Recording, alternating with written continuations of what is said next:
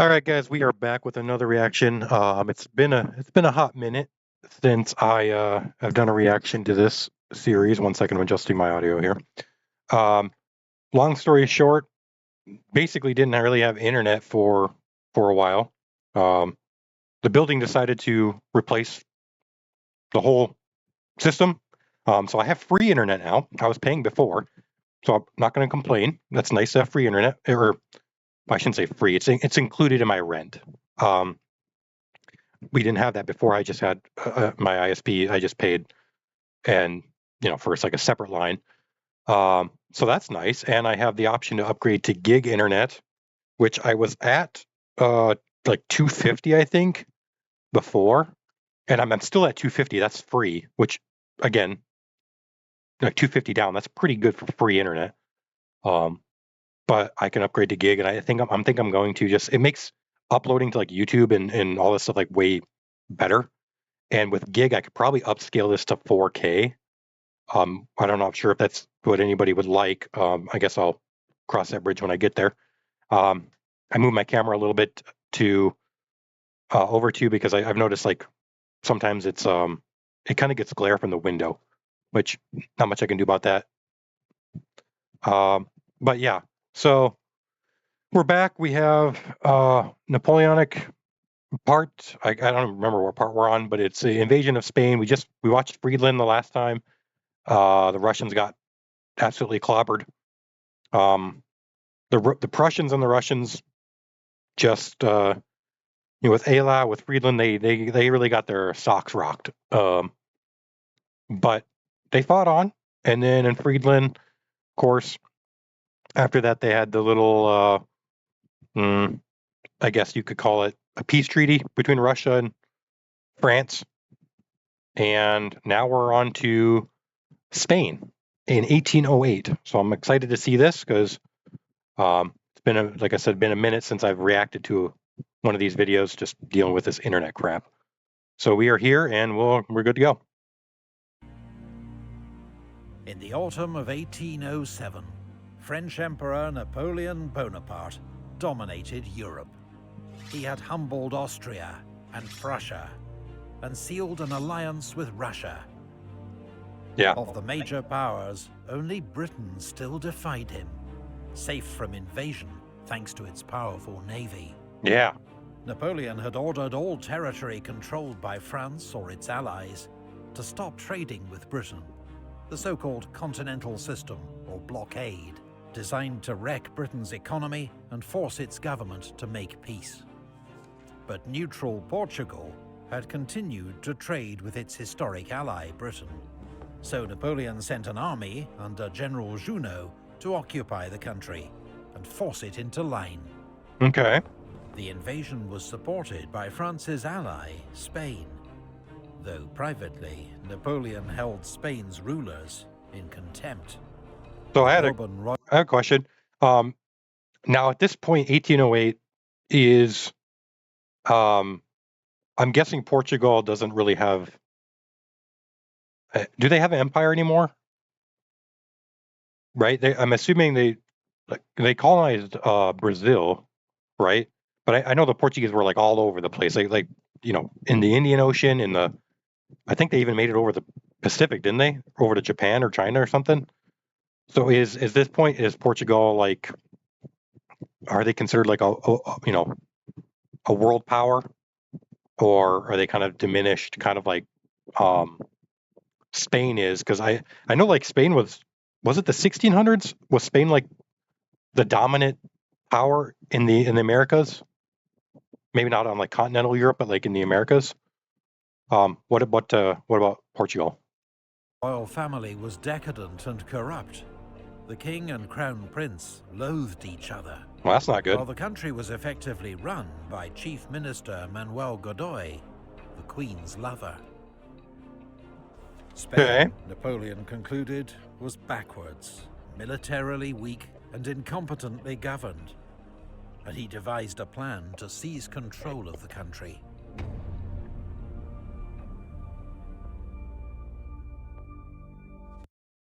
Spaniards, after a long agony, your nation was perishing. I have seen your pain, and I am bringing you a remedy. Okay. So what I'm gathering from this quote is, it doesn't seem like Napoleon thinks very much of Spain, because it, just from looking at this, and obviously we take this with, the bravado that Napoleon seems to have, where, all these quotes he has are great quotes, by the way. I love them because it gives me a bigger insight into what he thought, and like his, not his character, but kind of his outward shell of like who he was, to try to be who he was trying to be to other people, like what he wanted people to see. So this to me uh, makes it seem like he doesn't really think too much of Spain. So maybe Spain's not very powerful, or they're not. It's they don't really have like much sway in the world scale anymore.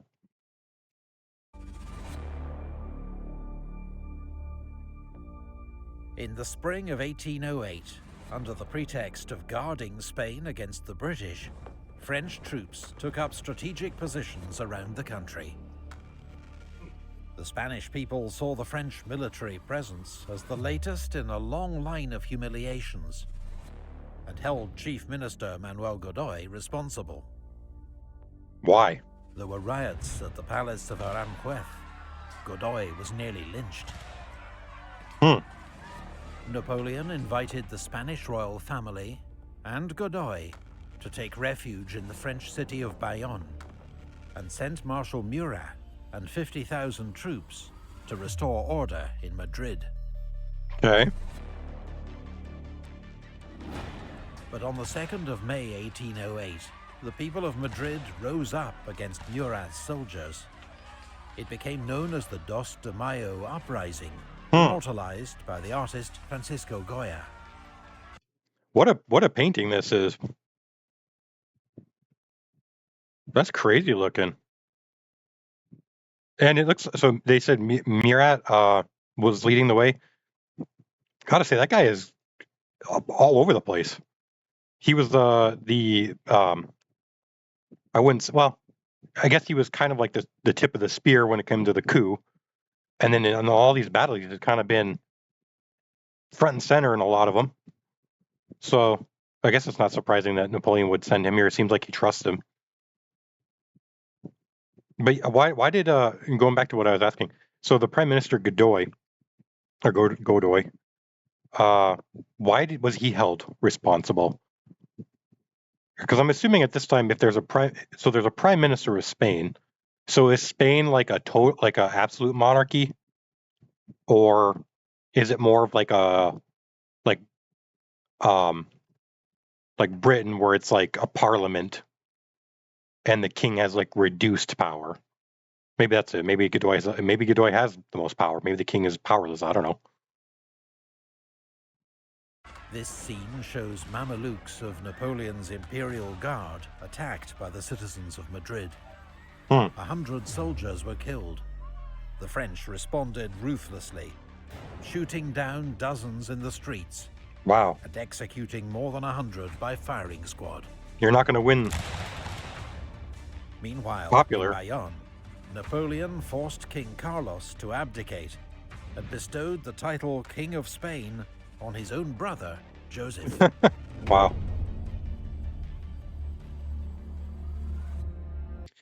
Who is the enemy of your happiness? Napoleon, Emperor of the French. What is Napoleon's origins from evil? Spanish pamphlet.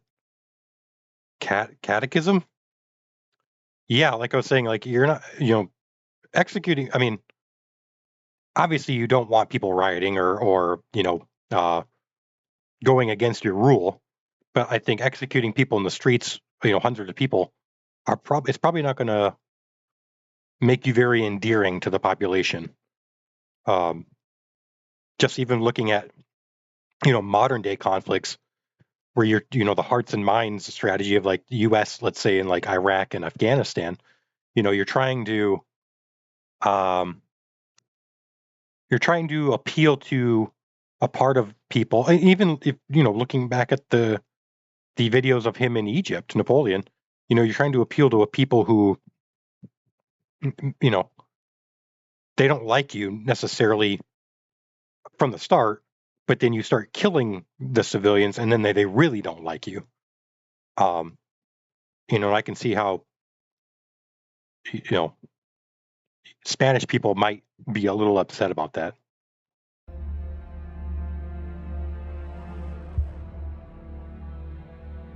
That summer, as Napoleon forced a new modernizing constitution on Spain, and his brother Joseph entered Madrid as its new king, the Spanish reacted with fury.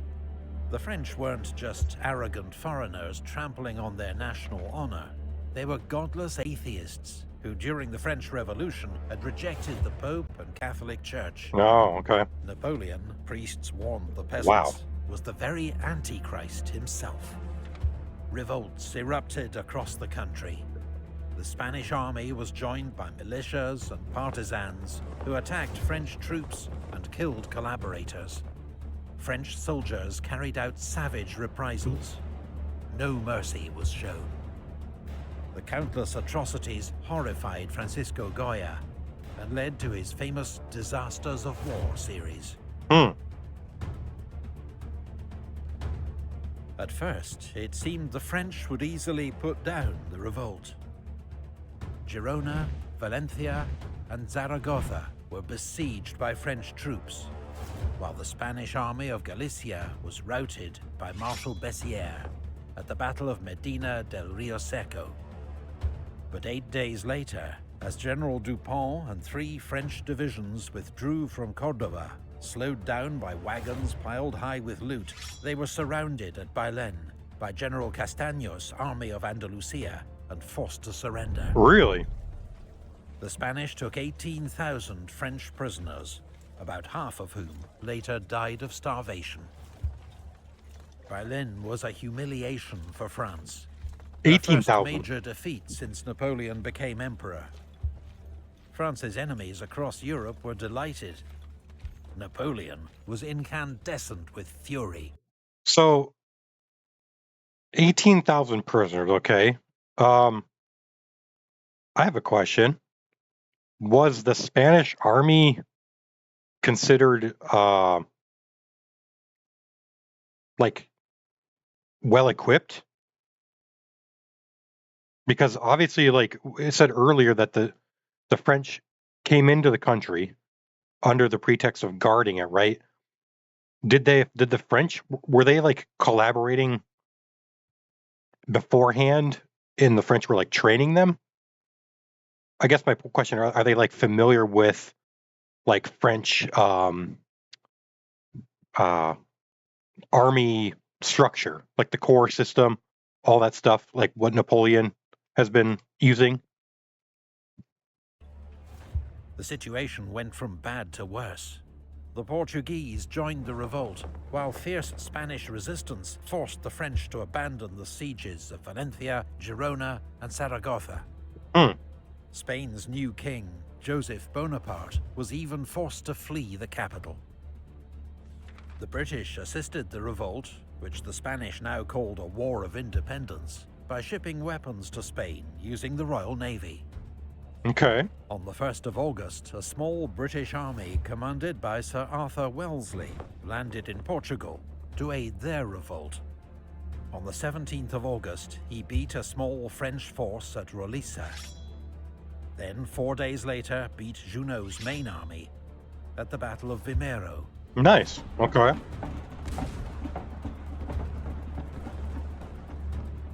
But Wellesley's newly arrived superior, Sir Hugh Dalrymple, then agreed to repatriate Junot and his army to France, with all their arms and plunder, using British ships. In Britain, the generous terms were seen as a disgrace and scandal.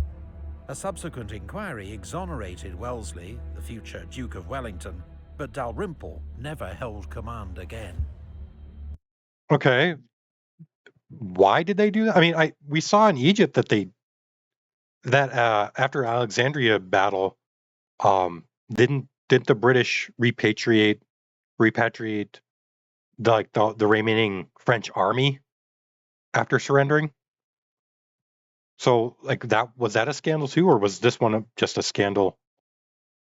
Because he said the narrator said that it was generous terms, but they've already done that before. So, what was the difference between this time and when they were in Egypt?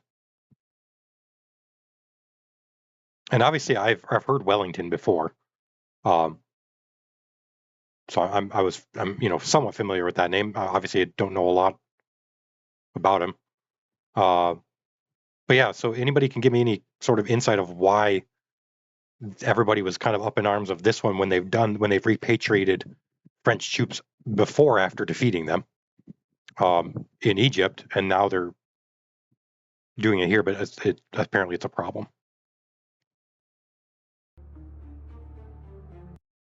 Everywhere I am absent, they commit nothing but follies. Okay, so basically saying that they're hopeless without him, really, in a way.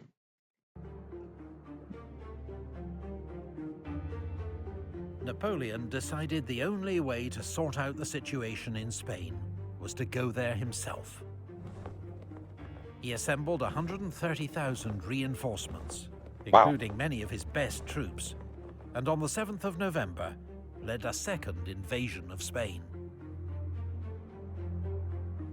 Most Spanish troops were inexperienced, were often badly equipped and led, and their armies had no coherent strategy. Okay.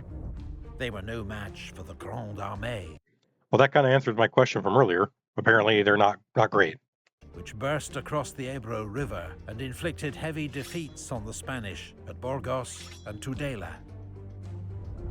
At Tudela, Marshal Lannes' Third Corps avenged the defeat at Bailén by smashing the army of General Castaños, sending it fleeing in two directions. Holy. Napoleon pushed on rapidly. North of Madrid, 8,000 Spanish held the mountain pass at Somosierra. Napoleon, impatient to break through to the capital, ordered forward the Polish light horse of the guard. In an attack of almost suicidal bravery, they charged the Spanish guns head-on and enabled the French to take the pass. That's pretty courageous. 4 days later, after Napoleon threatened to obliterate the city, Madrid opened its gates to his army. Okay, well. Unaware of the disaster engulfing Spanish forces, a 20,000-strong British army, commanded by Sir John Moore, had just arrived in Salamanca after a 300-mile march from Lisbon. Wow. With another smaller force en route from Corunna. The British army was inexperienced, but in contrast to most Spanish forces, it was well-trained, organized, and led. So, that's interesting. So, the British army was inexperienced. I guess I don't know a lot about British war history, but were they not in any major wars until Napoleonic Wars? Obviously, I know there's the American Revolution. I don't know if I consider that a major war. I'm trying to think just in the back of my mind. The 7 Years' War, was that? Yeah, that was before this. So, inexperienced, I wonder, is it just because they haven't had much, not current, but much battles recently? Is that why they're inexperienced? As news reached Moore of the Spanish collapse, he nevertheless planned to divert French forces by attacking Marshal Soult's isolated Second Corps and threatening Napoleon's communications to Burgos and France. At Saguin on the 21st of December, the British 15th Hussars advanced overnight through winter frost and made a dawn attack on a French cavalry brigade, routing it in one great charge. But as Moore prepared a full-scale attack on Soult's corps, he received news that Napoleon was advancing rapidly towards him with his main army from Madrid. Whoa, uh-oh. I am pursuing the English sword to their kidneys, Napoleon. I love that quote. It's that long running English-French feud. The world is it's a funny place, and it's funny to see these two, two different peoples that are so intertwined and all these sorts of conflicts throughout history, still going at it.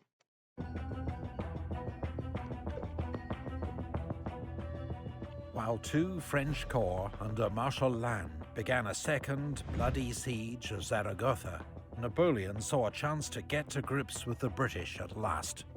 Intending to trap Moore between his own forces and Soult's Second Corps, he force-marched his troops over the icy Guadarrama Pass in the midst of a blizzard. Moore, facing odds of more than 2-1, immediately ordered a retreat, planning to march 250 miles to the coast, where his army could be evacuated by the Royal Navy. Okay. For both sides, the race to the sea was an exhausting slog through mountains, mud, and bitter cold. Really? Is Spain known for like having really bad winters, or is it just simply because they're in the mountains, that's why it's cold? I mean, I obviously know, like, even in a desert, if you're on like a top of a mountain, it's going to be colder. But I guess I never really thought about Spain having cold winters or like blizzards or anything. Many fell by the wayside as British discipline collapsed, leading to looting and drunkenness. Yeah. Except among the rear guard, which fought several skillful delaying actions and kept the French at bay. Nice. Soldiers of Britain's elite 95th Rifles were prominent in these skirmishes. This specialized light infantry regiment wore green uniforms for better concealment and were one of the few units on any side armed with rifles. Unlike the standard smoothbore musket, rifles had spiral grooves in the barrel that spun the bullet as it was fired, making them slower to load, but much more accurate. What was the Baker rifle? Was that around during the? Did the British have that during like the American Revolution, or was that like a new, invention? I mean, obviously, I've heard of a musket before, but that's an incredible increase of accuracy. In one legendary incident during Moore's retreat at Cacabelos, rifleman Tom Plunkett picked out and shot dead a French general at 400 yards. Some say further. That's a long distance, man. Thanks to the skill of the rear guard and the desperate pace of the retreat, the British kept one step ahead of the French. On New Year's Eve, Napoleon received grave news from Paris. Rumors of plots. Of course. And Austria mobilizing once more for war. Yeah. The Emperor immediately left for France, taking many of his best troops with him, and entrusted Marshal Soult and Second Corps with finishing off the British. The pursuit continued, but on the 11th of January 1809, Moore's ragged army reached Corunna. For Sir John Moore's exhausted army, the Spanish port meant supplies, rest, and the prospect of rescue. But few ships were there to meet them on the 11th. Fortunately, the British had been able to blow up bridges behind them to delay Marshal Soult's advance. And 3 days later, on the 14th of January, the naval transports arrived, allowing Moore to begin embarking his cavalry and artillery. But the very next day, Soult's army appeared on the hills south of Corunna, taking up positions on the heights of Peñasquedo, where he sighted his main battery of cannon. Half of Moore's army deployed in a defensive line 2 miles south of the city, with 2 divisions held back to protect his right flank. Both armies were roughly 16,000 strong. The French had 4 regiments of dragoons, while the British cavalry was already aboard ship. But the broken terrain of walls, hedges, and olive trees made it a battlefield ill-suited to cavalry. Soult's plan was to attack the British right flank and trap Moore's army against the sea. Okay. Around 2 p.m, the French artillery opened fire. Then Mermet's infantry division advanced, supported by Lahoussaye's dragoons on his left. Moore had been unsure if Soult would attack, and had just ordered Paget's division to begin embarkation. Now he hurriedly cancelled that order, ordering Paget instead to bring up his men to reinforce his open flank, and Fraser's division to take up position on the heights of Santa Margarita. The French advanced through hedges and over walls, with heavy firing from skirmishers on both sides. Then the British counterattacked. The 42nd Highlanders and 50th Foot charged into the village of Elvina and drove the French out. But in confused fighting, they in turn were soon pushed back to their own lines. Sir John Moore was close to the front line, observing developments, urging on officers and men. But as he ordered up the Guards Brigade to reinforce the line, he was hit in the shoulder by a cannonball. He remained conscious, but it was obvious the wound was fatal.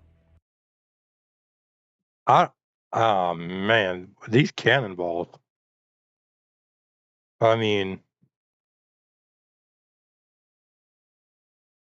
I can't even think of like my like thought process of seeing someone get hit by a cannonball. You know what I mean? Like I can't even like conceptualize what that would even feel like or look like. That's crazy. Hitting the shoulder too. And he was carried back to the city. Yeah. Soult sent forward Merle's division to support the attack on Elvina. Scottish General Sir John Hope had taken over command of the British army from the dying Moore, and he ordered forward 2 battalions of infantry to meet the French attack. Paget's division, led by skirmishers of the 95th Rifles, arrived to shore up the British right flank. The terrain was so bad for horses that French dragoons chose to dismount and fight on foot, but were slowly pushed back by the British. Wow. Paget's advance threatened the flank of Mermet's attack on Elvina, and he too was forced to withdraw, while an attack on the right by Delaborde's infantry secured a foothold in the village of Piedra Longa, but got bogged down in heavy skirmishing. Around 6 p.m, dusk fell, and firing died out across the battlefield. And this is kind of a strange battle too, because like the British don't even have any artillery, right? They're all on the ship. So the French, kind of outgunned them in that matter. I don't know if like the terrain is harder to, kind of line up shot or whatever, but that's crazy. News that the British line had held reached Moore shortly before he died in Corunna, around 8 p.m. Well, at least he got to know. That's good. That night, the British lit campfires and posted sentries, then silently withdrew to Corunna to begin embarkation. The next morning, the French found the enemy positions abandoned, but they were slow to take advantage. It wasn't until noon that they were able to bring up 6 cannon and get them into position overlooking the Bay of Corunna. Well, that seems like a misstep. The British had almost completed their evacuation by the time the French guns opened fire. In a hurried departure, a few British transports ran aground, and 2 were set on fire. But overall, losses were light. Like, I have a quick question for everybody. How far can these cannon, like these ones here, shoot? Like, what is the max distance that they would be able to hit a ship out here? Because I'm assuming like these ships, I mean, I don't know, maybe they're not that far. Maybe, I guess this, like, this is a rendering. Maybe it's not accurate in terms, but it seemed like this is pretty far on the water. Like way out here. And it's like this looks like cannon shot. So they're all. I mean, it's almost like you could put cannon here and shoot the city. I don't know. I guess if anybody wants to tell me how far they could go. A small Spanish garrison held Corunna, waiting until the British fleet had escaped to sea before surrendering. Wow. Wow.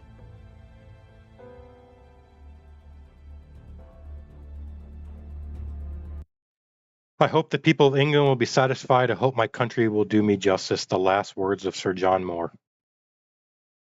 Wow. Mad respect to him. Rest in peace, man. You did what you could. It's just getting hit by a cannonball. I mean, there's just not much going back from that, I don't think. Wow.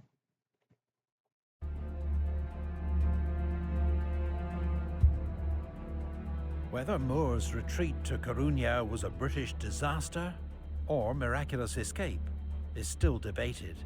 And did he abandon Spain in its hour of need, or draw off Napoleon's main force, buying time for others? Either way, Britain's only army had been saved and would return to fight another day, while Napoleon now faced the prospect of a long war on the Iberian Peninsula and renewed conflict with Austria. Right. A war on two fronts that would challenge his empire like never before.